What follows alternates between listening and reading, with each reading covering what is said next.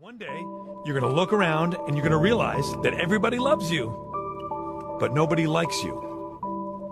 And that is the loneliest feeling in the world. I admit it, another hoe got me finished. Broke my heart, oh no you didn't.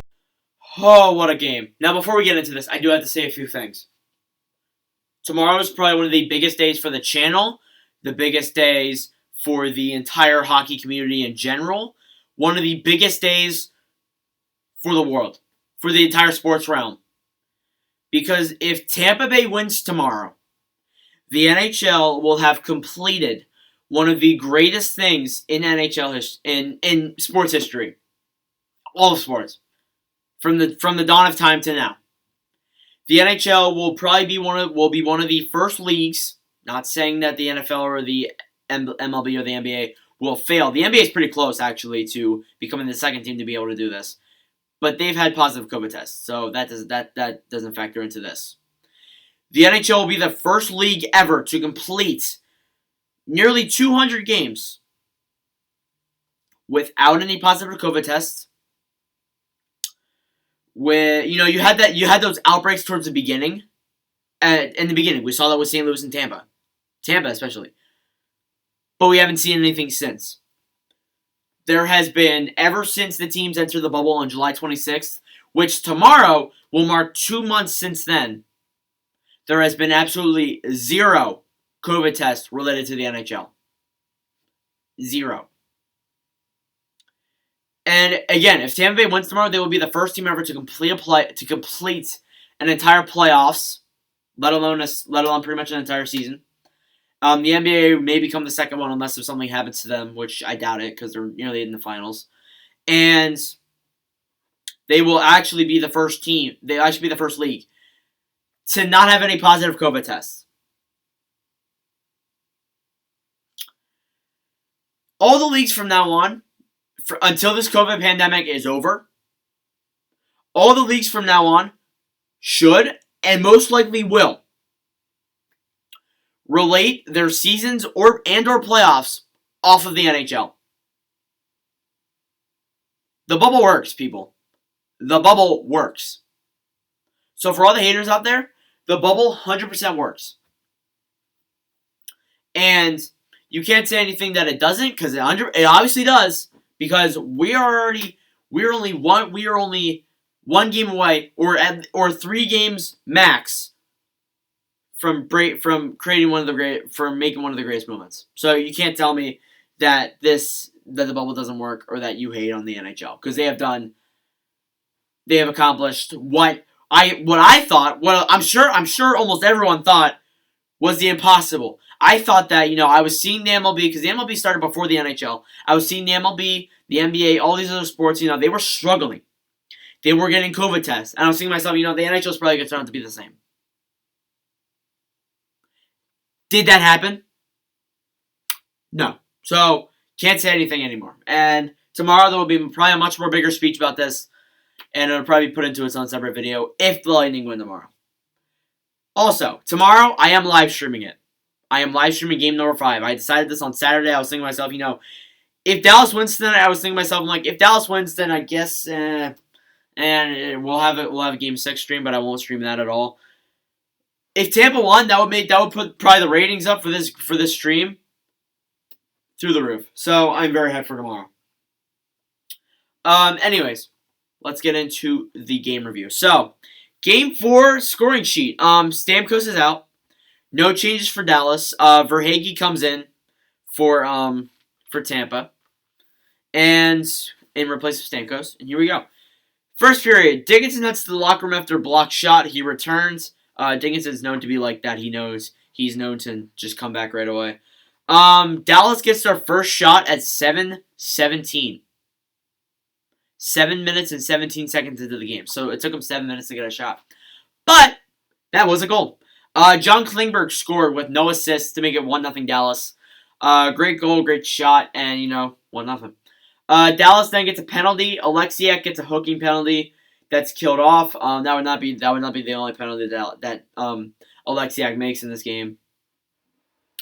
Then there was another Dallas goal. Joe Pavelski actually is one goal away from tying the most playoff goals by an American-born player by an American-born player in the playoffs, and he could tie the record tomorrow.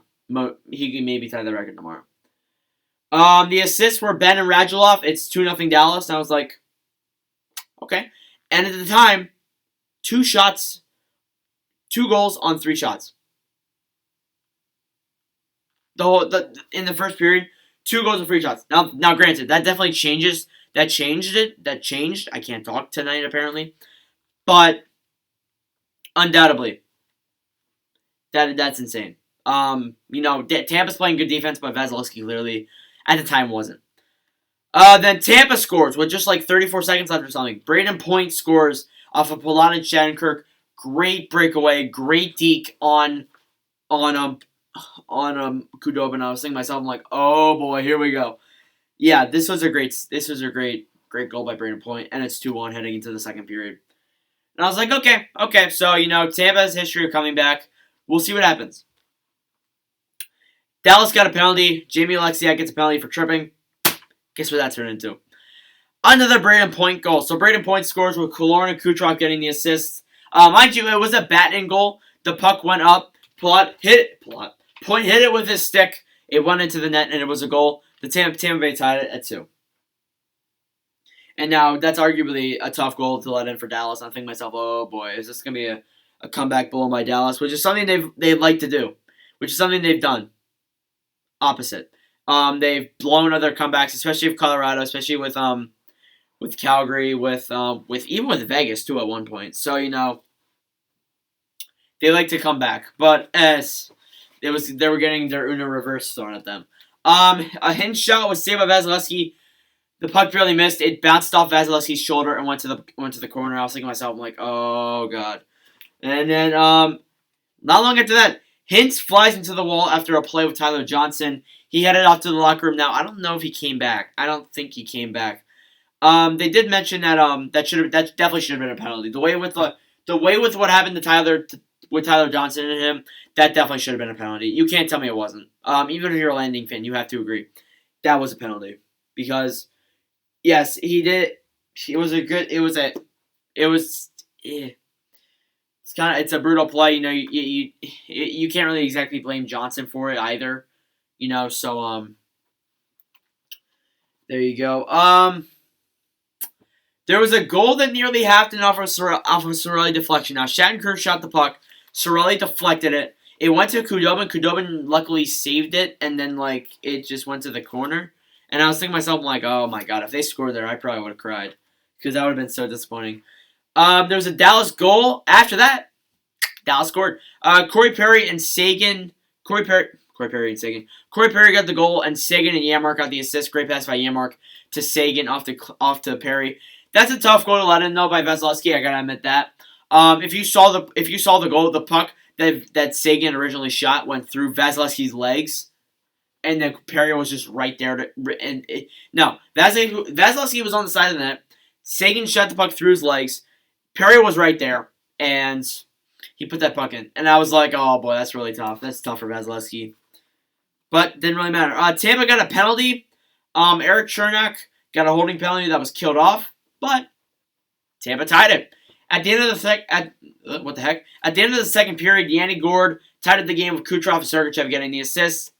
It was 3-3 after 40 minutes of play. And I'm thinking to myself, okay, so Tampa keeps coming back. They just have to win this game. Shattenkirk shot saved by Khudobin off of a very intense power play. Not a very intense power play, a very intense play. Lucky play was stopped by Tampa. This was a very lucky play. You're looking at this, pretty lucky. I can't remember the play. I mean, you can clearly tell I can't remember the play. But yeah, it was a pretty lucky play. The puck was going toward. Oh no, I know what the play was. So the puck went through Vasilevsky's legs, and I think it was either Maroon or Killorn, one of the two. They look so familiar. I can't even tell. One of the two stopped the puck from going to the net, and I thought to myself, I'm like, oh, that's lucky. That is very, very lucky. Tampa then got a goal. Alex Killorn scored with Sergachev and Sorelli getting the assist. Killorn usually doing the dirty work for the Lightning, but he did the good work today. He was from behind the net. He just made his own pass, and he did great. Tampa then got a penalty. Maroon got a penalty for holding. That was, I think, killed off. But didn't matter. Dallas scored. Towards the end of the third period with 8:25 remaining, Tyler Seguin scored with Pavelski and Heiskanen getting the assist to make it 4-4. And I'm thinking to myself, I'm like, oh boy, here we go. Overtime again. And my schedule is going to get pushed back.